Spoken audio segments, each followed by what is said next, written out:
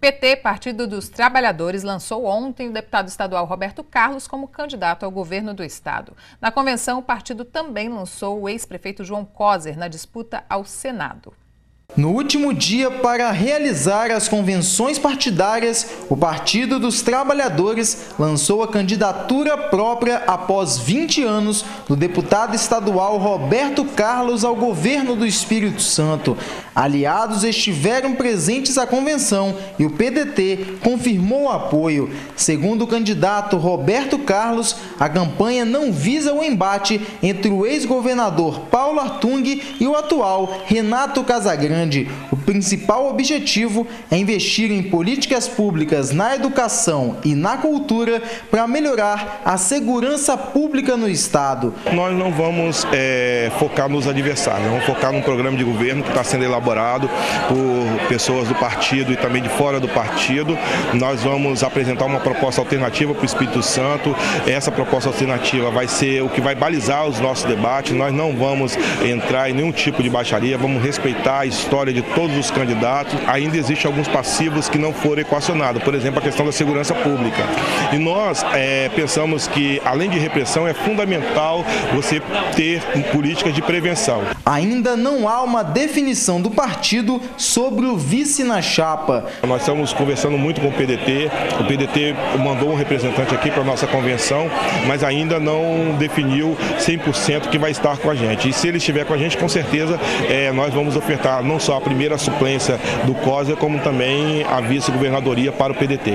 O candidato escolhido para concorrer ao Senado é o presidente do partido no estado, João Coser. O ex-prefeito de Vitória afirma que a experiência na prefeitura contribuiu para entender as necessidades dos prefeitos. Com as influências que possui em Brasília, ele quer garantir mais recursos para os municípios capixabas. O grande objetivo da minha candidatura é exatamente representar o ente federado, o Espírito Santo, na sua complexidade, abrir portas junto ao governo federal. Porque nós temos um estado pequeno, uma bancada que é menor que outros estados, mas no Senado nós temos o mesmo tamanho dos outros. Então a minha experiência de deputado estadual federal e de prefeito da capital me permite, com as amizades que eu tenho em Brasília, fazer uma boa representação junto ao governo federal. Então trazer recursos para as cidades, fazer com que o Espírito Santo seja cada vez mais representado e respeitado é o meu grande objetivo. E os dois principais candidatos ao governo do estado, Paulo Artung do PMDB e Renato Casagrande do PSB, que busca a reeleição, começaram o processo eleitoral trocando ataques. Assunto, é claro, para a nossa comentarista política, Vera Ferraço. Boa noite, Vera. Boa noite, Mariana. Boa noite a todos que nos assistem. Vera, esses ataques caracterizam que a campanha vai ser bem acirrada? O clima está bem tenso mesmo, Mariana. Artung se lançou candidato no domingo, apontando possíveis falhas na gestão. E Casagrande ontem revidou.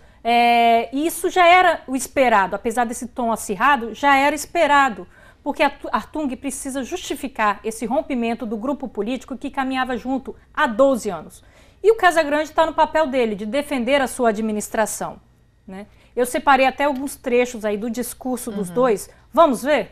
Eu não teria colocado o meu nome à disposição do PMDB e da sociedade capixaba se o Espírito Santo não tivesse perdido o rumo. Não era o meu projeto, não era o projeto da minha querida família. O governo que se elegeu propondo continuidade e se comprometendo com avanços, não cumpriu o seu compromisso com a continuidade.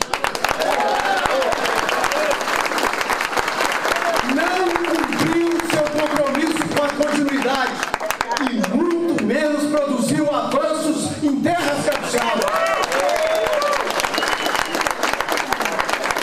Não deu salto algum.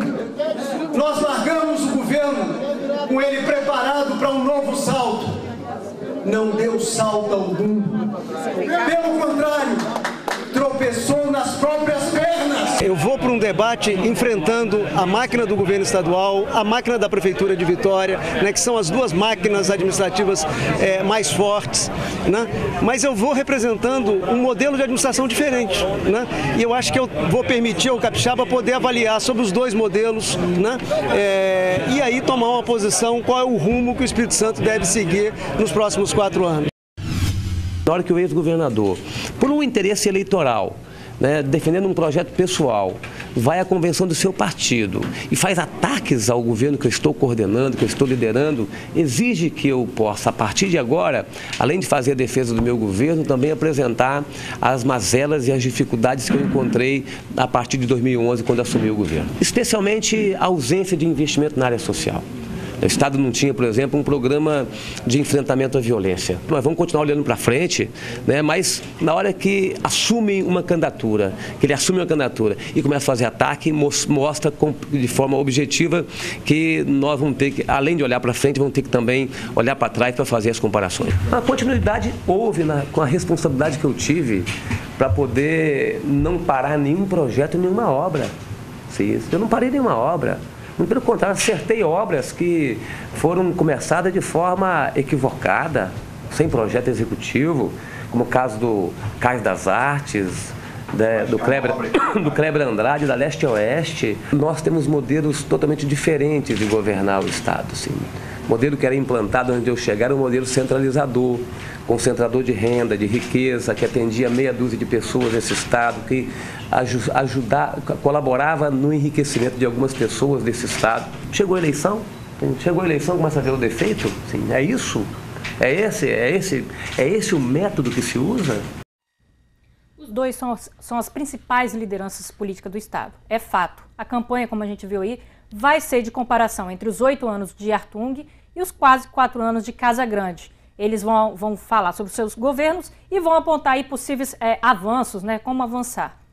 O que a gente espera agora é que seja uma campanha de alto nível, que os candidatos pautem suas campanhas em cima de projetos, de propostas, e não passem para o ataque pessoal. É o que se espera. A decisão vai sair das urnas, com o eleitor. Exatamente, até porque perdem os candidatos e perdem os eleitores se partir a campanha para esse ataque, né, Vera? Ficar no ataque pessoal. Discussão de ideias, de projetos é o que vai ter que ser mesmo e faz parte tanto do candidato da situação quanto agora da oposição, que é o Artung. Esses são os dois principais candidatos, mas há outros candidatos ao governo do Estado, né? Exatamente. A gente viu também mais cedo aí o deputado estadual Roberto Carlos pelo PT e o PSOL também lançou a assistente social Camila Valadão. São duas candidaturas que vão tentar aí fugir um pouco desse embate do cenário polarizado entre Artung e Casagrande. E também há disputa ao Senado, né? Os partidos lançando seus candidatos. A gente já tem 4 nomes para disputar uma única vaga, que é a deputada federal Rose de Freitas, pelo PMDB. O PT lançou o João Coser, o PR lançou o delegado Fabiano Contarato e o PSOL lançou o advogado André Moreira, Vale destacar, Mariana, que diferentemente dos outros cargos eletivos, que têm um mandato de 4 anos, o Senado são 8 anos. E é bom ressaltar que a campanha vai estar liberada mesmo a partir de domingo, dia 6. Como a gente está no período aí de Copa do Mundo, a campanha só deve mesmo entrar nas ruas, né? Entrar aí na agenda dos eleitores a partir do dia 12, que é quando termina o Campeonato Mundial de Futebol. Ok, Vera, muito obrigada pela sua participação. Uma boa noite. Boa noite, Mariana, e boa noite a todos. O presidente do Tribunal de Contas do Estado, Domingos Taufner, entregou oficialmente ao Tribunal Regional Eleitoral a lista com os nomes dos políticos com as fichas sujas. As contas receberam parecer prévio pela rejeição ou foram julgadas irregulares. A lista com mais de 200 nomes foi entregue ao Tribunal Regional Eleitoral no final da tarde desta segunda-feira pelo presidente do Tribunal de Contas do Estado, Domingos Taufner. No total, mais de 300 contas de gestores capixabas foram previamente rejeitadas ou julgadas irregulares pelos conselheiros do Tribunal de Contas. Uma lista são aqueles que tiveram parecer prévio pela rejeição de suas contas, no caso prefeitos e ex-prefeitos municipais, que o tribunal, pelo artigo 71(1) da Constituição Federal, no caso de prefeito, quem julga é a Câmara Municipal e o tribunal apenas emite parecer prévio. Então nós encaminhamos à Justiça Eleitoral aqueles que tiveram parecer prévio pela rejeição, inclusive com a informação de alguns se a Câmara aprovou ou não suas contas, embora não há informação de todas as câmaras. Essa é uma lista.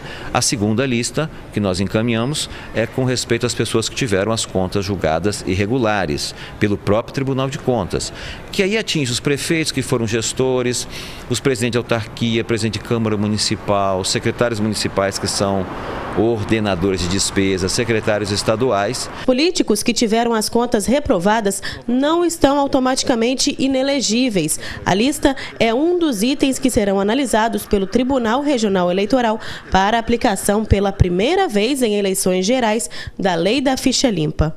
Essa lista representa o nome de pessoas que têm o potencial de inelegibilidade. Elas não são automaticamente inelegíveis, porque a Justiça Eleitoral pode entender que aquela conta seria saneável, já tem casos precedentes nesse sentido. O Tribunal de Contas também pode entender que é saneável, mas a Justiça também pode entender isso. E também a Lei da Ficha Limpa, que é de 2010, ela inovou que no caso de contas tem que ter ato doloso de improbidade administrativa.